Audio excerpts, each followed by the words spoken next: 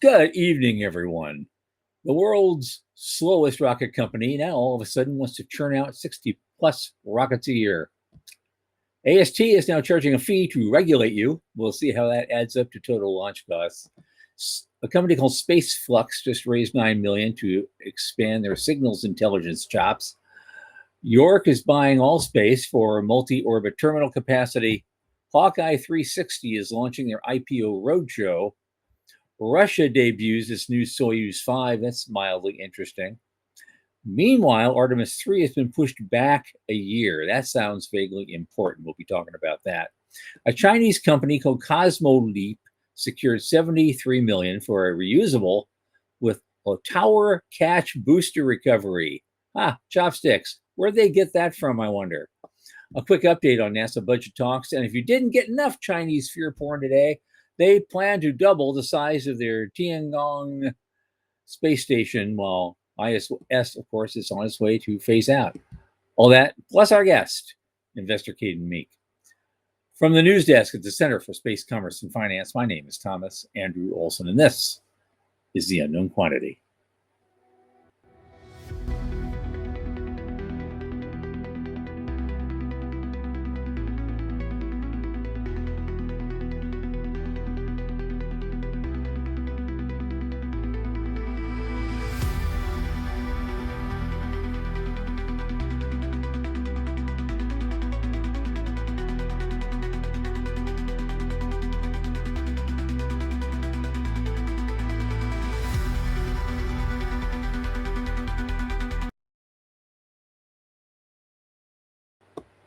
And of course, this show is brought to you by the Center for Space Commerce and Finance.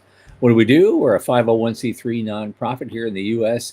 We champion and strengthen emerging space startups and space adjacent enterprises worldwide through advisory, access, and advocacy. Our pitch events are world-class boot camps fortify startups to be better investor ready. And on that topic, we're going to have a major announcement during the International Space Development Conference. Stay tuned for that. Now, a lot of our work, especially this podcast, is supported by our listeners and fans like you. So just go to cscf.space/support and click the plain as day donate button. A little in the tip jar each month makes a big difference. Don't forget to like and subscribe and tell your friends. And speaking of friends, my oldest space friend, Michael Lane, who just installed a new dream catcher over his bed, is here with me. Come on in, Michael. Hey, how's things? Okay. I'm a little sore, but I'm okay. For some reason, I got up this morning and my right hip is bothering me. And it's just pulled a muscle or pulled, something with the connective tissue. It's like, this is what happens when, you get old. But yeah, it adds up. It adds up. Yeah. It's pretty nice out here. Yesterday and today, we just broke some more heat records. So it's a lovely 80 degrees, 81 yesterday, 82 today. So yeah, it's pretty nice. Finally spring is happening. So yeah, kind of like Florida weather right now. It's getting up to about that, but it's not over muggy yet. We're still in early May, so just barely into May. So by June something, it's going to be, but that's not so good. But we got some people here already. Morty's here. Joe Pastrito's here. Hey guys. We hope more show up, and that would be great. I don't know. You want to start in? Yeah. Let's pick it. Okay. Well, the first two are kind of back to back with each other. They're both different, takes on the same topic, which is one of your favorite companies, Blue Origin. Right. They call the world's slowest space company. That was the Gizmodo article. The world's slowest space company all of a sudden was to churn out 60 a year. Well, okay. Grytum Ferocitor is like, well, maybe we should finally change our motto, and maybe our spirit animal shouldn't be a turtle. Maybe. I don't know what to say. I'm going to count this as good news. I hope it is true. It's a pretty interesting article that they're like, look, by 2028. So in case anybody's paying attention, about the time we want to get our elevator operational, they should be up to speed. Which would you bet on? Would you bet on Blue, or would you bet on Liftport by 2028? Third quarter 2028. It's the same time. Third quarter 2028. I Yeah. think you've got the edge, man. Because you're starting, because you're the hair. You're starting in the lineup. You're jetting out the gate. All right. And you're not going to stop until you get there. I know you. You'll be winded. You'll be like, yeah, to get there. You're going to get there. Yeah. All I'm right. all in, man. 60 rockets just in time for an elevator to function on the moon. I'm gonna put my $10 down, with Dallas Beanhoff there, and we're gonna, I'm gonna take that bet for okay, sure. Cool, right. Yeah, cool. But that was like, I don't get it. It's like all of a sudden, we decided, we're in a competition now. Maybe we better actually compete. Mm-hmm. That might be vaguely important to our company. Yeah. So you're right. It is my favorite rocket company. So. But how do you go from basically being a high-level tinkerer to someone that's has to churn through an industrial production process that their biggest competitor has taught themselves how to do for the last decade, right? Yeah, and already has the track record to show for it. How do you do that? Their workforce is about half what SpaceX is. I don't know that. I think they have some real inertia that they're going to have to overcome. I don't know how they do it. I'm going to root for them, but I don't know how they actually pull it off. Do they have the square real estate? Just that problem alone might stop them from. And I know that they're building a ton of stuff out in Florida. They're building a bit of stuff down in, I think the other alternate sites, Louisiana. I'm not sure of that. But, they are building giant pieces of real estate already. And their campus here that I've driven past with my own eyes up in Kent, I mean, it's growing. It is. But just the real estate piece of it, never mind the rest of it. All right. So Dallas is like, all right, by making the second stage reusable and decreasing turnaround. Okay, I get you. But I don't think that solves the. It doesn't solve the factory problem. It doesn't solve the. It's the mass production kind of thing, which they have no experience doing at all. Right. Joe, I'm here. I'm with you, buddy. Go Blue, like big fan, but it looks really hard from where I'm sitting. Not having any inside information, but it looks really hard. To ramp things up by then. Right. Yeah, I remain optimistic because that's who I am. But I think it's going to be really hard. Okay. Next up, a Jalopnik article. I don't know why it ended up on Jalopnik of all places. That's where you found it. But I did. I found it there. I thought it was unusual, but the FAA. Of course, their Office of Space Transportation and it's called AST for some reason, and it doesn't make logical sense in their naming convention, but that's what they decided to do, and they're the guys who decide who gets a launch license. They've been in existence 2005. So they finally decided they're going to give you, when they do regulate you and give you that launch license, they're going to also impose a surcharge. You pay for it. It's basically now a launch license fee. And this ain't the DMV, man. They're talking $30K. Right. That's 25 cents a pound per flight, per rocket. Yep. On average. Yeah. Scaling up to $1.50 a pound per flight. So, so 30,000 going up to 200,000 per flight. Now, I mean, I know our whole industry is trying to bring down the costs for flights. How does this help? In other words, our friend Tom Murata that we've had on the show three or four times, he used to work in this office. He was part of the early AST days, and in fact, he was one of the primary people that got SpaceX all of their early launches. And he saw this kind of growing from the inside. But Yeah, it's a little surprising. I've seen this. I've seen this kind of poking its head out for the last couple months. I honestly thought it was a killed program. I thought it was a dead program. So pretty surprised by that. Yeah. So yeah. Well, anyway, they say here at the end of this thing, the commercial space industry got a break in order to help the burgeoning industry get off the ground. Mhm. Now that SpaceX is gunning for the highest valued IPO in history, it no longer needs the break. The tax man has taken note.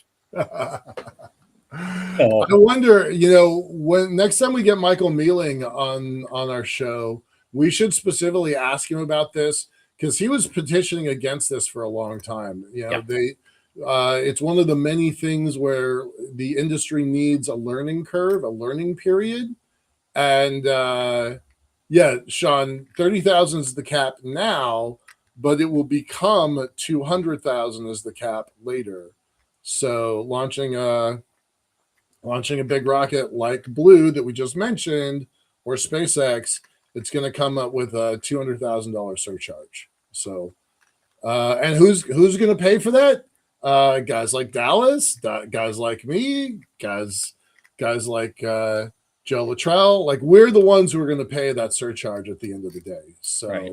not a fan of that piece. And it's also has to do with the David and Goliath problem, as I see it, because these fees will come in, and that could actually hamstring younger companies trying to get a foothold and get started. Whereas a SpaceX, the position it's in, it could eat that fee no problem. All day long. Yeah, And no, this happens. It's happened before in lots of industries. Mhm. And so little guys kind of get pushed aside because the big guys got themselves some kind of special thing that they can afford, but these guys can't. Well, notice it came out of the FAA. This is exactly what happened at the end of the 50s, early 60s, when there were a lot of private airlines. And that's when the first round of consolidation happened. Yep. And now we've got what we've got. I mean, it was good for Sure. Boeing. I'm But sure. through this day, there is Right. a FAA charge, a little tiny fee on Yep. every airline ticket still. Yep. Yep. So Yep. that's how they make half their money. Right. Exactly. Yep. Dallas, exactly right. It's going to be the customer, the Joe Luttrells, the Michael Lanes, and the Dallas Beanhoffs that are going to wind up paying for Yeah, this. that's it. They always pass that along to the customer, and Yeah. that's so they always say, tax the corporations more, or tax this or tax that. No, the customer always pays in the end, and so We definitely will this time. yeah. All right. So that was kind of a strange.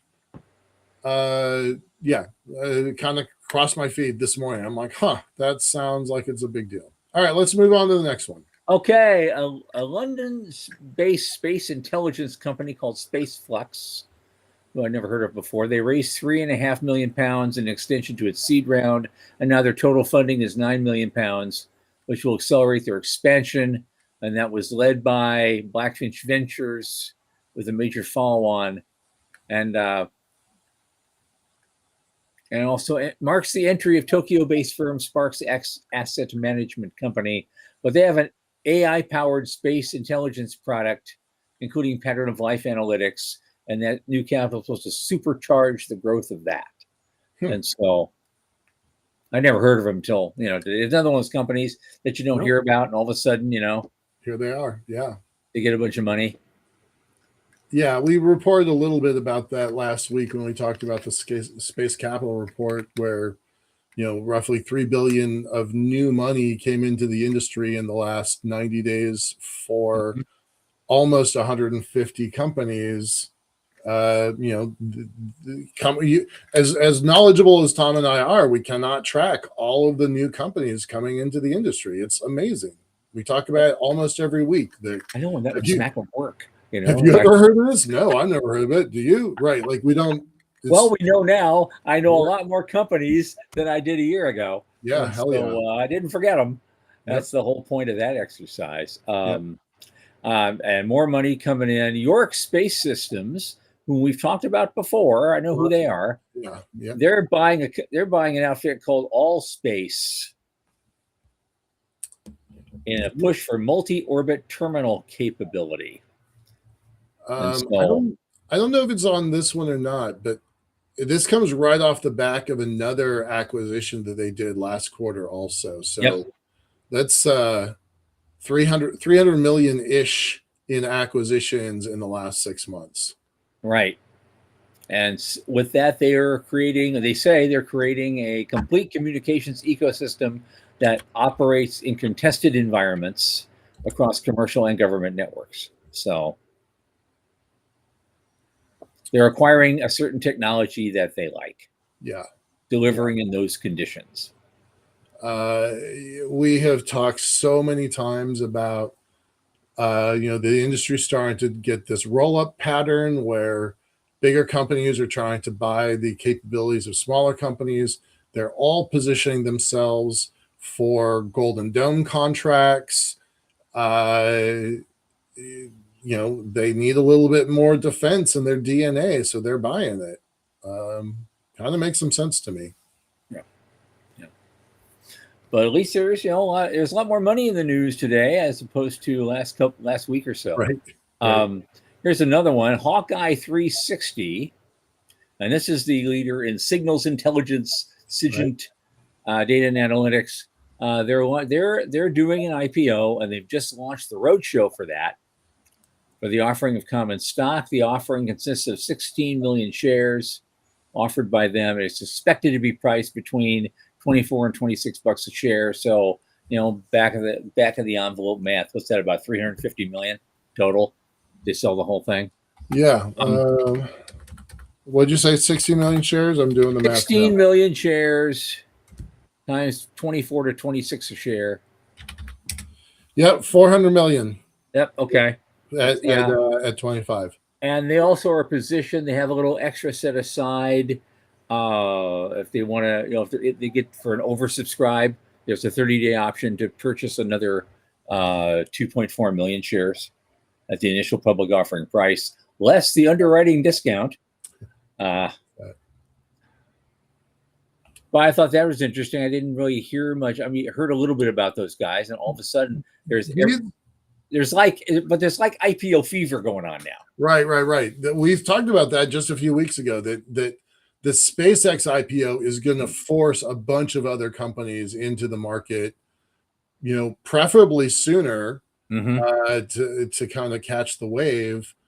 Hawkeye's been around for at least 6 years. I remember them being a part of a 2020 meeting that the New Space Nexus folks down in New Mexico put on, called the Space Industrial Base meeting that I've talked about before.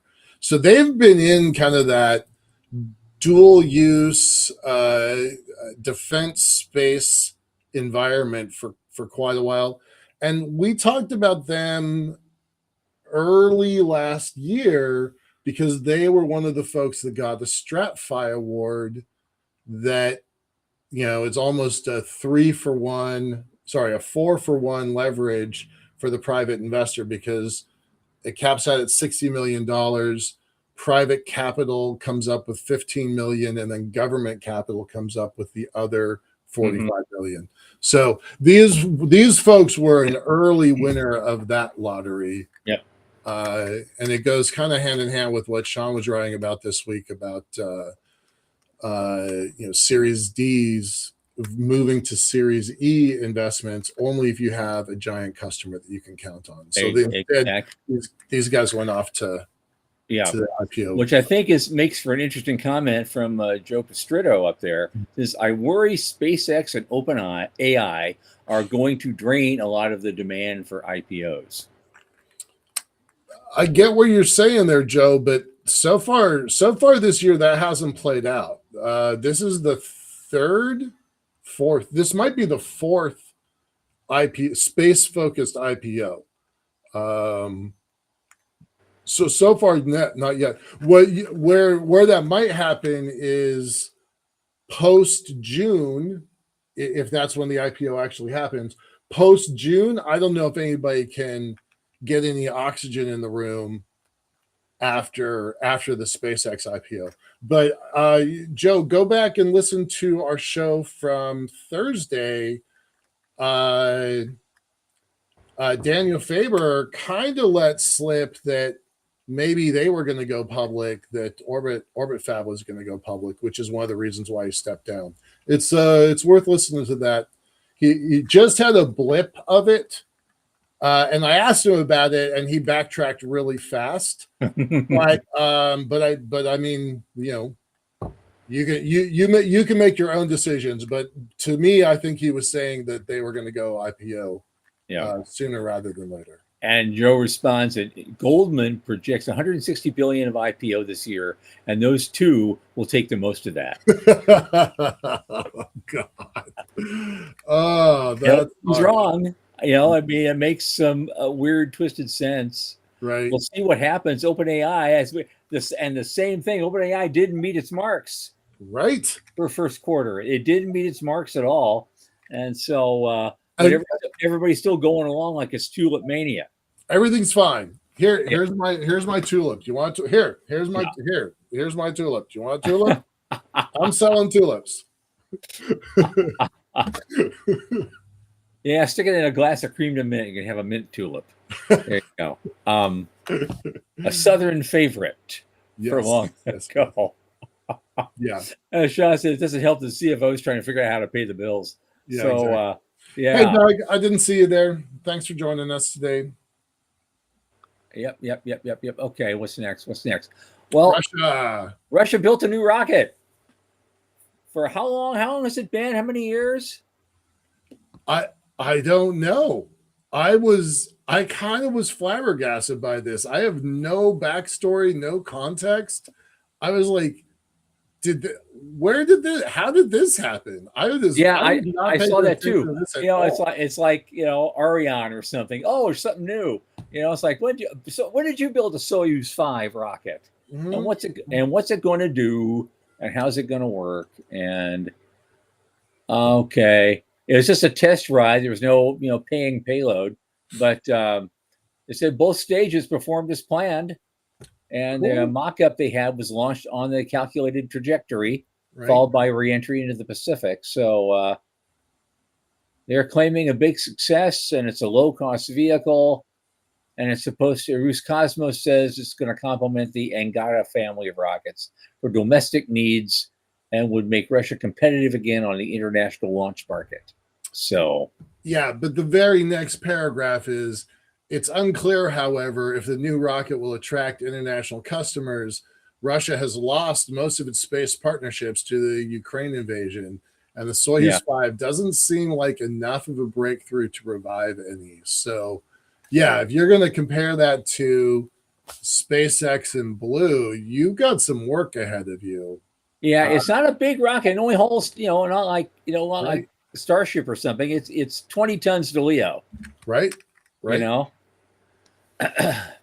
Yeah. I wonder if Dallas has any more insight on that, because he kind of follows launch vehicles a little bit closer than we do. So, Dallas, if you got any notes on that, I'd love to hear them. Otherwise, we'll just move on. Yep. Joe Pastrano, surprise. Oh, the second stage worked.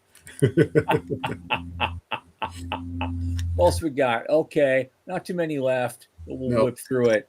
Artemis 3 was pushed to late 2027. So can they still land astronauts in the moon in 2028? So 2028 looks like a big year, right? I wanted to ask like John McLaughlin, the late John McLaughlin. And what do you think, Michael Lane? There you go, wrong. Yeah, I love this first line though. In 2028, way too many deadlines. Right, that's concerning me a lot. Right. Well, call it what it is. A lot of these deadlines are politically driven. Mm-hmm. We always try to avoid a conversation about politics on this show, but those deadlines are driven by the politics of the nation right now. So I do love this though, right? The very first line in this article says NASA's goal for a 10-month launch cadence is being held up by SpaceX and Blue Origin. Like, let's just throw the commercial guys right under the bus on this Yeah. conversation. Yeah. Well, the commercial guys aren't building the spacesuits, are they? And we talked about that last week. Right. So don't go looking to them for Yeah. another problem that might delay the launch to the moon. Yeah. Reminding everybody that there was a 3.5 year gap between Artemis 1 and Artemis 2. And now Artemis 3 also got a complete redesign from the program's first lunar landing mission to an Earth orbit rendezvous and docking only demonstration between Orion and the program's privately developed lunar landers. Yeah. Yeah. So it's gonna suck. Now it seems that those landers may have a hard time hitting NASA's 10-month cadence target. Yeah. All right. What else we got here? Okay. I just very, very quickly, I got 1 minute to do three things. So there's this company called a launch startup in China called Cosmoleap. They've secured $73 million in funding for its reusable rocket plans, but they're using a first stage capture mechanism, not unlike the one that SpaceX uses. And so they're basically using the chopsticks, and they hope to make that work.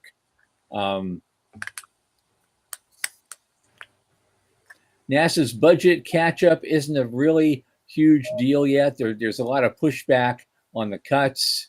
And so the committee appropriations bill proposed keeping NASA funding the same as it was, last year, fiscal 26. So they won't start arguing about this until it reaches the full House.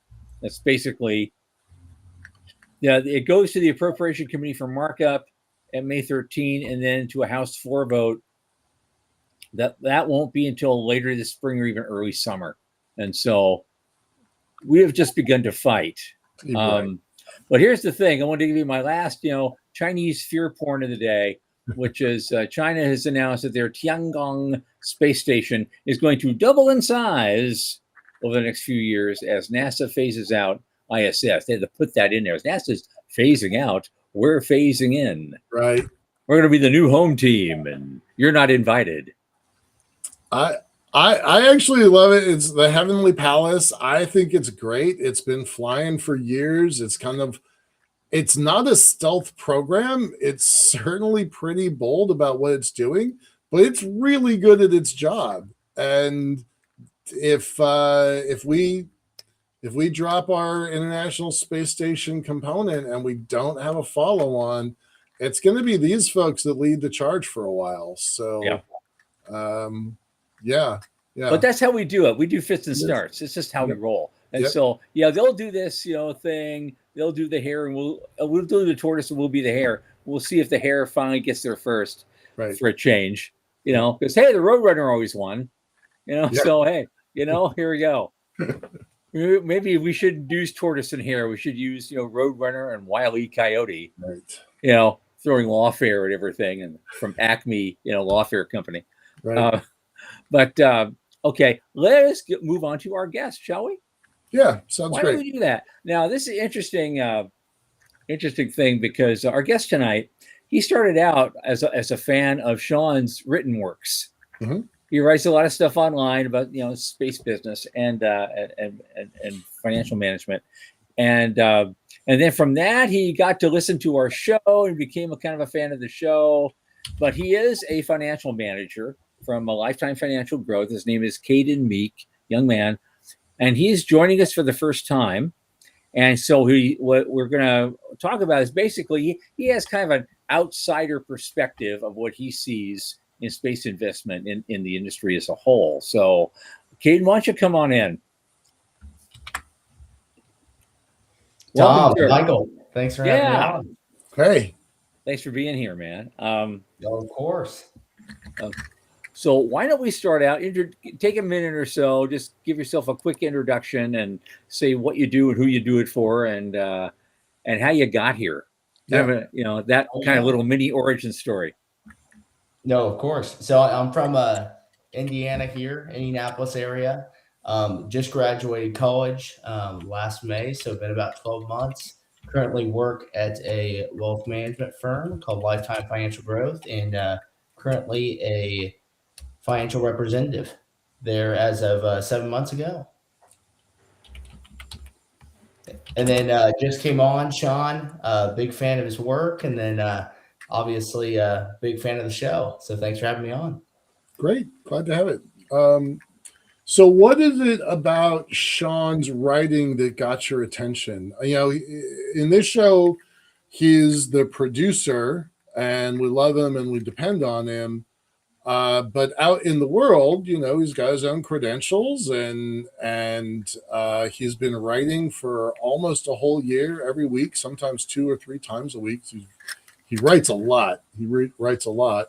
But what is it about his stuff that caught your eye that led you here in the first place?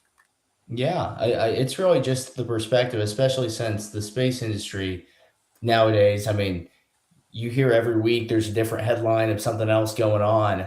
And Sean, I mean, has done a really great job over the past year since it started booming in the space industry to cover those things. And I mean, really show a lot of people that aren't really aware of what's going on, what's kind of new and what's going to be going on for the years to come.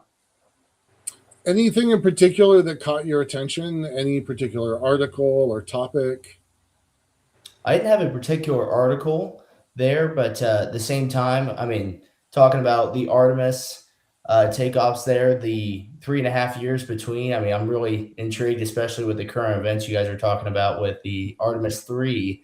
What is going to be the delay there, especially with the new design, and what's going to happen, especially in the funding standpoint for that next flight there. Okay. Now, in your current work, you actually like invest in startup companies at all, or?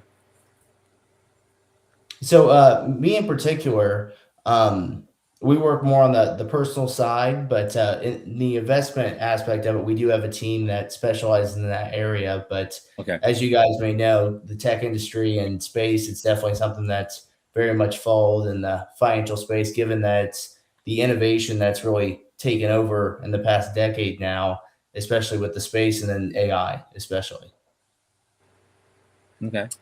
All right. You're on the retail side of the business, right? Like you work with mom and pops aiming for retirement, small businesses with, I'm going to make stuff up.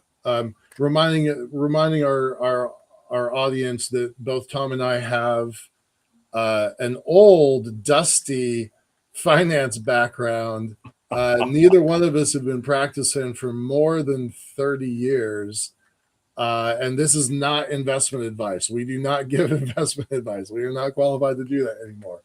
But when you are, right, you are licensed to give investment advice, right? You've got your insurance licenses and you're working on your investment licenses, right?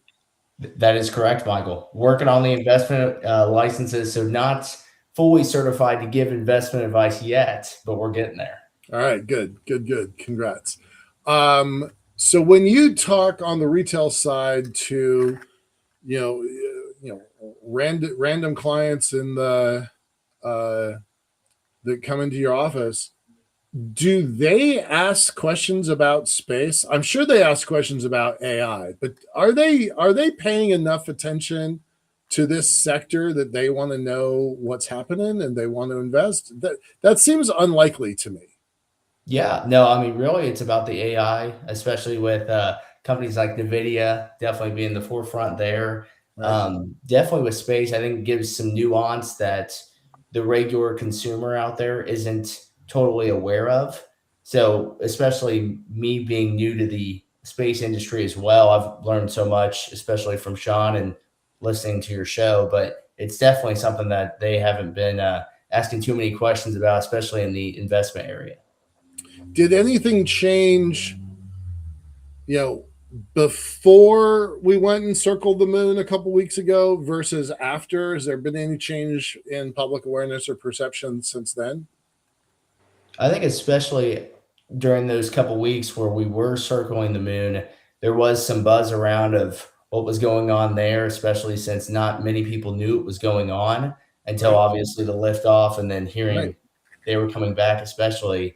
But I haven't heard too much buzz coming from that now, given that we're already back. But I mean, especially with all the headlines coming out, I definitely could see the buzz coming back here soon. Okay. So now you've had a chance. You've dipped your toes in the water. You because of us, you've been looking at this industry a little bit and seeing what you see from. So, what do you think from the perspective of kind of an outsider looking in, just getting his toes wet? What seems to stand out for you and interest you the most in this sector that you've seen so far? There are no Yeah. wrong answers to this question. I mean, I can go in various different directions, Tom, right here, but it would really just be all the money that's going into the space industry, especially with all these new companies coming out that we've never heard of. Like you said, some of those companies that you were seeing headlines of, and you're like, oh, wow, $9 million here or the funding here. It's really about how much money's in the industry and how many of these companies are trying to get government contracts to help fund, obviously, their company specifically. But obviously, you got the juggernauts like SpaceX out there that are really getting kind of the forefront of all the companies, especially in the space industry now. No, it's definitely very much interesting, especially with the defensive funding and spending, if you would. Okay. Okay. So obviously, I mean, you probably know that SpaceX is pretty huge. You mentioned because of its size. Does that concern you at all as far as competitiveness going forward in the future?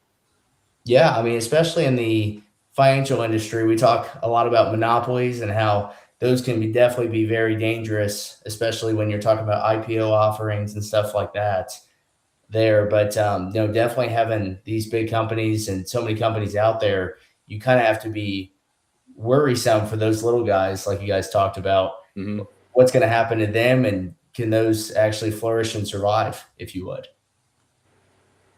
It's crazy because when you say the little guys, you're talking about Blue Origin with 20,000, 15,000 people. You're talking about Stoke, who probably has 1,500 people, 1,200 people. Relativity, Rocket Lab, Rocket Lab, probably a couple thousand Planet. people each of them, right? Yeah. Planet, yeah. It's like the little guys in our industry would be giants anywhere else. It is quite strange how that plays out. Yeah. Oh no, it definitely is, Michael. It's funny when I say the little guys as well, especially when so many people are working for those companies and really making those companies relevant to be on the headlines we read every single week. Yeah. Mhm. Yeah. But you know what? I mean, I worked in tech sector for 31 years. So, I was in IT and tech sector. And so, yeah, there were big guys and little guys there too. But most of the little guys actually ended up doing okay. Because they found a niche and that nobody else really wanted, or they could do something really well that the rest of the guys couldn't. And here they kept their independence and they kept moving the needle, or they ultimately got acquired by somebody. So that seems to be the way it goes. Yeah, no, I mean buyouts happen all the time, especially when there's a bigger fish out there that's really interested in what that smaller fish or smaller guy's doing. I mean, you hear about buyouts that happen in the news or buyouts that we don't even hear about until they happen. Yeah. Just like last week, when we were talking about this a week ago, maybe it was last Monday. We talked about that company that Elon wants to acquire. Maybe he acquired it already. For like they were a startup company. Oh yeah, Cursor. Ago, right. He's buying billion. an AI company. Yeah, right. $60 billion for an AI company that wouldn't have been on our radar at all for any reason except SpaceX folded XAI into their corporate structure, and now XAI needs to buy a software company, an AI company, Cursor. So yeah, it's Now everybody wants to be the next them. I confess I wouldn't. I wouldn't mind being. I wouldn't mind being SpaceX these days. Okay. They're not my favorite company, but still being able to do what they do and that market reach that they're going to have is remarkable. So Yeah. good for them. But I want to get back to the original question because again, we're bringing you out here because you're literally a guy from the outside looking in, and we don't get a lot of those, that are actually interested in what we're doing. So I'm really interested in your perspective. Yeah. So far, what are you seeing, or what do you think you see, and what really do you like, and what really concerns you? Yeah, I mean, this kind of goes back to my point before. It's really the government contracts that they're giving to certain companies over others.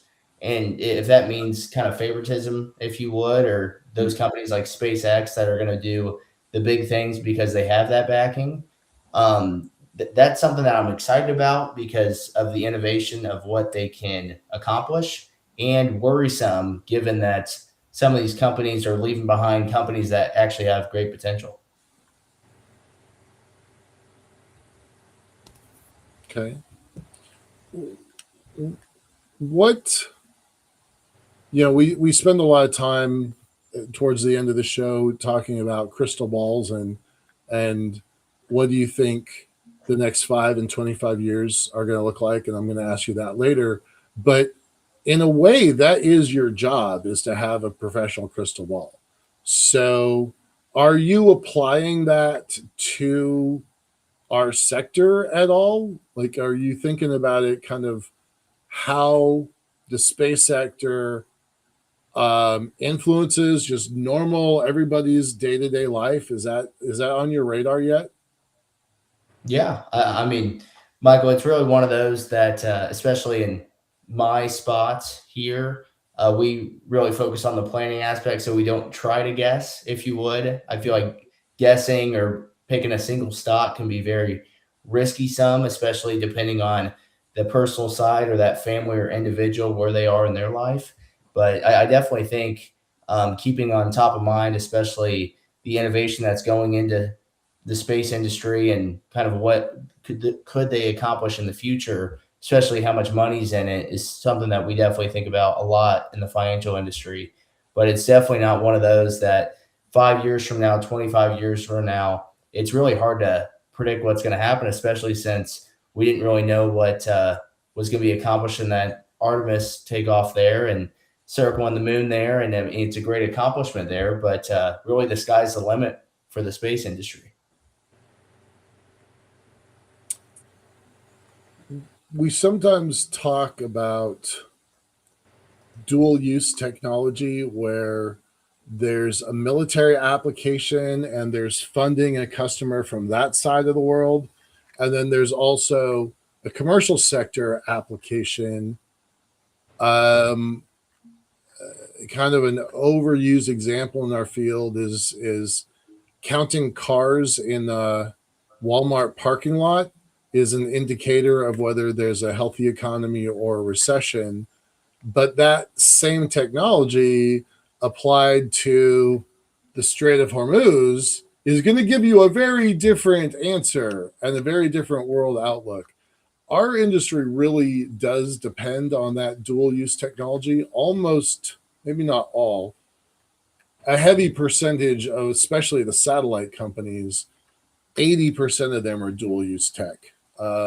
Even the professed hippies at Planet Labs that did not want military contracts, like they started their business focused on not having military contracts.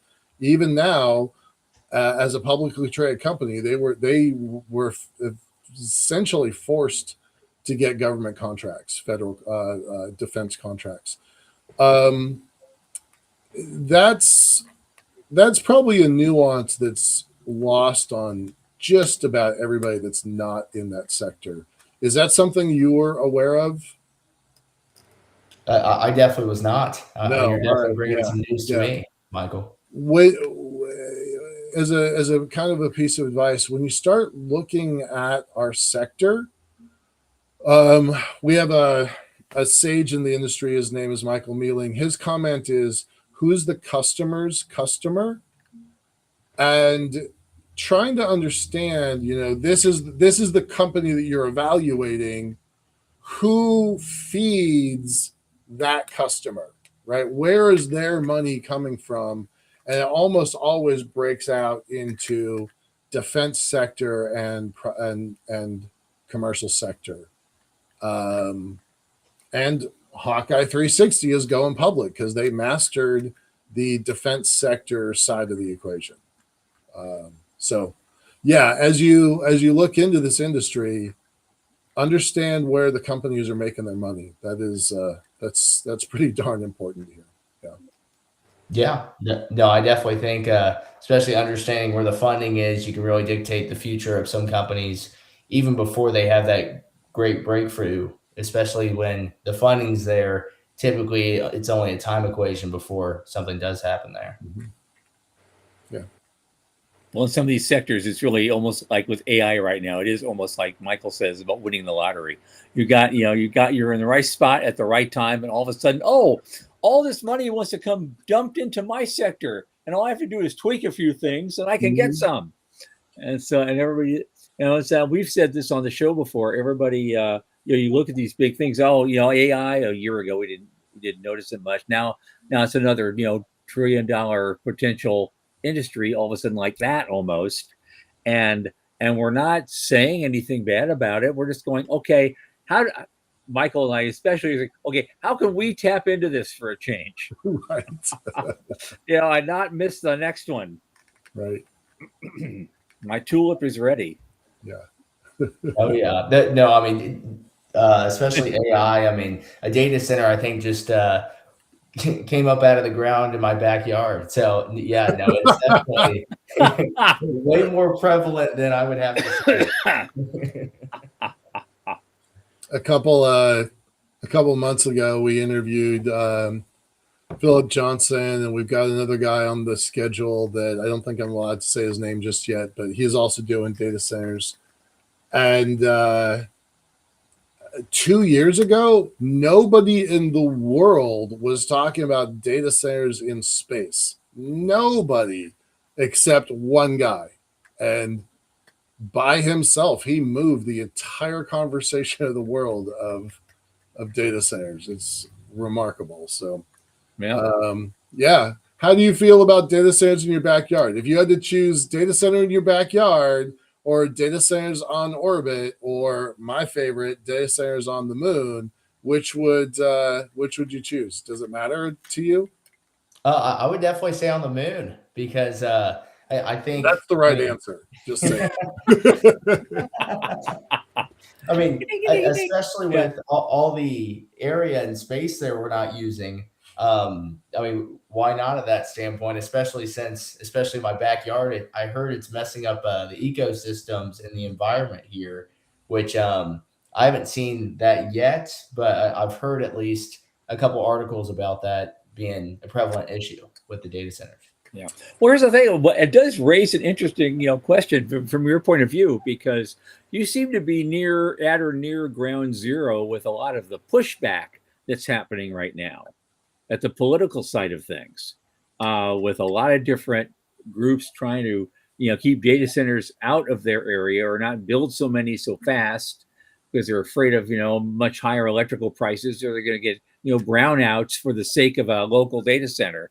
And you're kind of in the middle of that over there. How's that been affecting you? What do you think about that? And also the tendency toward more regulation. Yeah, I think it's one of those that really hasn't been talked about a lot since it's so new. And especially with regulation, like you mentioned, it's so new, especially in the past couple of years, they really haven't been able to regulate it correctly, if you would. But at the same time, I mean, the pushback toward certain things, especially when you're taking land up to put up these data centers, especially with the environmental impact, if you would, it's definitely a prevalent topic that needs to be talked about a lot more, especially since AI is something that's not going to go away anytime soon. Okay. Yeah. Yeah, and this is not the first time it happened with different kinds of industries in the past, even going way back decades. There's always been the technology, no matter where it comes from, always tends to move just a little bit faster than the regulators. They always get caught flat-footed. All of us, they wake up one morning and go, "Oh my God," Happened with the earliest internet days, happened Yep. with the earliest mobile phone app days, happened with the earliest social media days, happened with the earliest of rocketry days. That's why AST is putting a new fee on, because they got overwhelmed by the amount of rocketry happening. So yeah, I kind of like operating in the wild west. But in order to build a new civilization, we actually have to have rules And maturity. maturity. Yeah. Maturity. So that's basically what AST was saying this week, is that we're a mature industry now. Yeah. And so it's time to pay the tab, like everybody else. I guess I said every airline ticket still has that, Right. that fee on it. So, yeah. We were talking about data centers a minute ago. That's not an area that I particularly know that much about. Joe Prosciutto's got this quote up here. The Allbirds shoe company that became an AI company, and the stock tripled. I heard a tiny bit about that, but Joe, I don't know the context. I'm not going to pretend an expertise I don't have. So if you want to send us a link or give us a little bit more information, but I do think that's interesting. And our own friend Joe Luttrell on this show right now, he builds satellites. He's a contractor for me. Like, huge shout out. They're like this big, but he builds satellites. But he doesn't call himself a satellite company. He calls himself a data company, right? Yeah. He is positioning his firm, and this was before the big AI hit in the last couple 18 months or so. He's been positioning that for at least the last year and a half that I've known him. So good luck, Joe. I hope it works. And but yeah, if you can tie AI to the space story, that's a pretty good story, and that's worth a lot of money. StarCloud just pulled in another $200 million. That makes it $4 million. And when he was on 400 million so far, they are the fastest Y Combinator unicorn in history. And when he was on our show in January, he said that he was going to do a big raise in the fall. And if you're 30 million raise, and your 170 million raise, and your 200 million raise don't qualify as a big raise, I don't know what a big raise is, but that guy is married data centers in space, and just walks down the street with a wheelbarrow, and people put money in it. So, well, that's and Jason Sprecher, who's here with us tonight, he also had an interesting comment in that regard. You could take some of these orbital data centers, use them as shadow computer or virtual computer or simulated satellite infrastructure even, and you could hook in microsats into multi-role Amazon Fire Sticks, which is his way of putting it. But I get the idea, because I've seen other startups before trying to raise money for what they call a virtual satellite. And I wasn't quite sure how that was going to work. All of a sudden, that's becoming clearer to me. Mm-hmm. A large data center could be turned into, and it could hook up to other hardware floating out there or not, and turn into you'd have your own basically virtual satellite up there for a fee that that you use to run all sorts of specific operations that you then resell to your clients. Yep. I'm going to put another comment from Prosciutto up there. I think this is the biggest story of the year. I don't say that lightly, but it didn't necessarily fit into the context of our show, so we didn't include it. But Right. Overview Energy just did a deal with Meta for a 1 gigawatt space-based solar power delivered to their Earth-based data center. Seriously, Joe, I seriously think that is the biggest underappreciated story of the year. So I'm definitely watching it. I'll be curious to see what kind of conversion ratio they actually come up with, because attempts to transmit power in the past have been you put 500 watts in one end, you get 5 watts out the other. And so to deliver a gigawatt to the ground, how many gigawatts are you going to have to pump in up there? Sure. If it's more than 10, you're probably doing it wrong. They got Dr. Paul Jaffe on their team as their chief technologist. Jaffe is the guy originally at the Navy, then went to the NSF, then went to DARPA. He's been championing space-based solar power for at least the last 15 years. I'm going to bet they know exactly what they're doing. I'm just going to make that bet. Yeah. So, Kaden, we've got just 4 minutes left.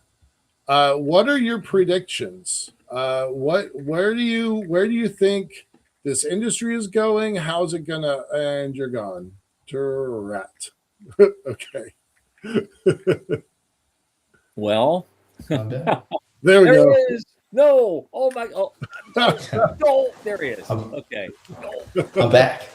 All right. I don't know if you heard my question at all. Let's do the 525. 3 minutes left. What do you think the future looks like from your perspective as a retail, investment counselor, investment advisor? Yeah, no, of course. So perfect. It's perfect. We have no sound. Kaden, you are silent. Drat. Okay. Well, Tom, take this minute to put in your PSA. Oh, okay. All right. I'll tell you what. Yeah. I was good. Kaden, no, he's back. He's back. All right. Okay.